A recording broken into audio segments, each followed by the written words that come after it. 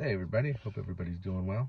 Been a couple weeks since I've done a video, but I'm back. I'm in my car again. It's just the easiest place to do it for me. Kind of weird, I know.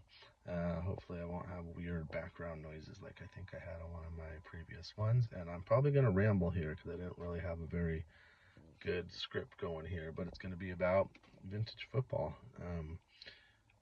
I always see videos online these days about vintage football just being undervalued and how it's kind of interesting. Like modern football is so popular, and vintage football is you can get such good deals. And even as a kid, I was like 90% baseball card collector, 9% football, 1% basketball, or something like that. I don't know. We didn't have any like rhyme or reason to it. My brother and we just I don't know, whatever our parents would buy for us, I guess. And we were definitely most interested in baseball. But certain years, 1978, 1981, I think, a few different years, I had like a handful of cards as a kid. But I've never been like, I've been way less of an expert on, not that I'm an expert on baseball even, but way less on football. So even now, like, there's not that many years of football cards that I just boom, like I know what year that is. I'm pretty bad about it, to tell you the truth. But I've been buying some more vintage football. I got trying to get like one playing days card of as many Hall of Famers as possible. So, I got a Bart Starr card recently and a couple Y.A. Tittle cards and stuff like that, and some recent Hall of Famers that played in the last 20 or 30 years. You just buy their card for $1 on eBay just to have one or whatever. So, anyways, I searched for vintage football cards on eBay and I found a lot of cards, one set of cards that someone was selling that uh, I decided to buy, and I liked the deal. I didn't even realize there were a few cool rookie cards in this set of cards, so I bought these for all in. It was 80 something dollars for 64 cards, and they're raw. The condition varies. Some of them are cards worth $1, but a few of them are, I didn't really buy it to try to like get I don't really care about what they're worth, but it seemed like it was just, I also try not to waste my money. So it seemed like a good deal. And I'm going to go through and probably just show all of them here as quickly as I can.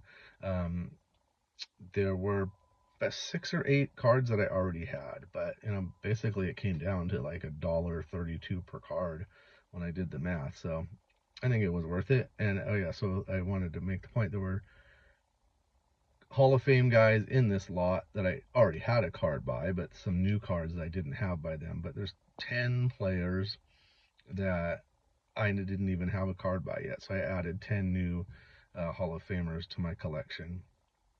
Football Hall of Fame for me is weird because I'm way, way, way less of an expert on who's in the Football Hall of Fame. There's guys, even sort of, during my lifetime, guys that I don't even know their names or barely know their names or didn't like, oh, that guy's a Hall of Famer because they're linemen or I don't know.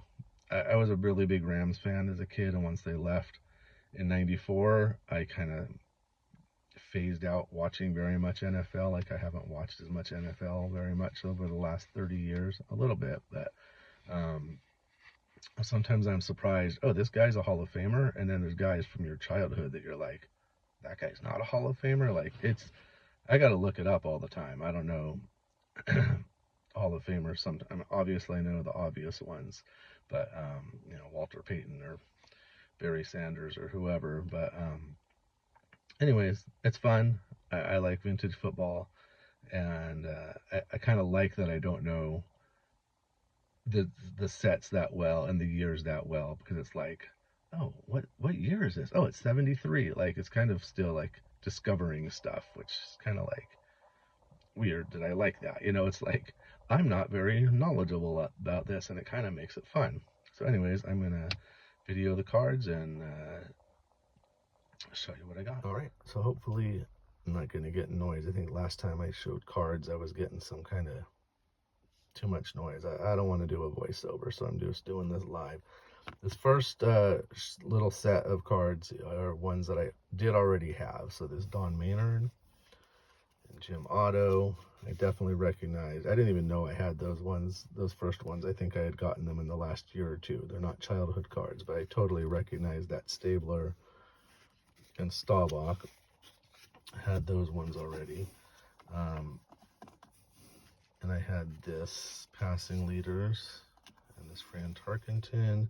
But some of them, I'm going to go through my stash where I keep my football cards. Some of these are probably in way better condition. So I'm going to replace the ones in my collection with these better condition ones. A lot of my childhood cards, 1978, I was 6 years old, 7 years old. So they're in a lot rougher shape than these. So starting here are ones that I do not have yet. I got in this collection a couple of Lance Allworths, Lyle Alzado, you guys know how to read, Ken Anderson, who I just did through the mail, got his autograph on a card recently. Bobby Bell, that's I believe a Hall of Famer that I did not already have. Bradshaw, I have some Bradshaw cards from childhood, but not that super action. I never even heard of this guy before. I had to look him up. Not a Hall of Famer. Sounds like he was a pretty good player. I just love these cards. Like, these just look like exotic and old to me. 1971, the year I was born, but I did not grow up collecting any 1971 football cards. Nothing probably earlier than, we had some like 76s maybe, my brother and I. Larry Brown, 3 Larry Brown cards. Buck Buchanan. I did already have a Dick Butkus, but never bad to add one of those. I had some Larry Zonkas, but not that one. That is, I believe, my first Len Dawson card, so that's cool. I saw this on the listing, like, oh, a Fouts that I don't have, but I didn't realize that it's a rookie. So it's, not the best condition, but I think in that condition, I looked it up, it's still maybe like a $10 to $20 card, I believe. And I didn't have that Fouts yet. Mean Joe, LC Greenwood, PC, John Hanna, and then also Franco Harris, another one that I was like, oh, cool, I don't have that one. Get the package, start looking up the cards a little more in depth and realize that's a rookie card. So that's pretty cool. I didn't know I was getting a couple cool rookie cards. Leaders with lots of guys on there. Franco, Tony Dungy, LC Greenwood. I believe that's a rookie card too. That's one of those Hall of Famers that I'm not as familiar with. I think this guy's a Hall of Famer too. No clue who he was until getting this package. I'm probably just showing my football ignorance admitting that stuff, but that's okay. I love this Charlie Joyner. As a kid, I don't think I realized Charlie Joyner was so many years into his career when he was on the Chargers when I remember him, because I'm like, oh, Bengals. Oh, wait, Oilers. Wow, 1969. Like, I didn't think of him as being this much older player in the early 80s. That is definitely my first Deacon Jones. I have a love-hate thing with the Rams because once they left, I kind of hated them. But as a kid, I loved the Rams. Too Tall Jones. Sonny Jurgensen. I'm going to try to go a little faster. Alex Karras. Phil Kilmer. Some of these names, like Daryl LaMonica, I don't know. I didn't know that name when I was a kid. I knew that name. If you would have told me, yeah, that's a Hall of Famer, I'd be like, yeah, of course. But I'm pretty sure he's not from looking it up. But it's just like, if you knew guys when you were little that you knew guys who played before you were even born, you just assumed they were like superstar Hall of Famers, and they weren't necessarily. Archie Manning, Harvey Martin, Mercury Morris. I think that might be a rookie also. I might be totally wrong. Just to, yeah, maybe. These game cards from 1971. There's 3 of those. Joe Namath. This is my first Ray Nitschke, so that's cool. My first Merlin Olsen, another Ram, another Hall of Famer. I believe this guy might have been a Hall of Famer too. I just looked these up yesterday and I've already forgotten which ones were Hall of Famers in a few cases.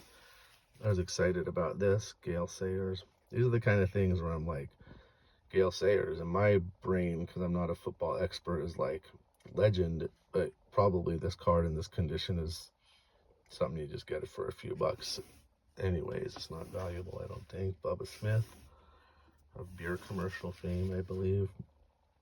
Bart Starr, leader's card. Staubach on that one. Another Staubach. I didn't have. This is like the thing about the years. Like this looks like I collected older cards than this as a kid, like 78s. But my brother and I, we just must have never gotten 79s because I was like, oh, this is a 73 or something in my head, but it's 1979. It looks older than the 78s in my brain for some reason. Passing leaders. Charlie Taylor. Always excited to have a Johnny Unitas. And Gene Upshaw. That's a cool looking card, I think, too. Look at that.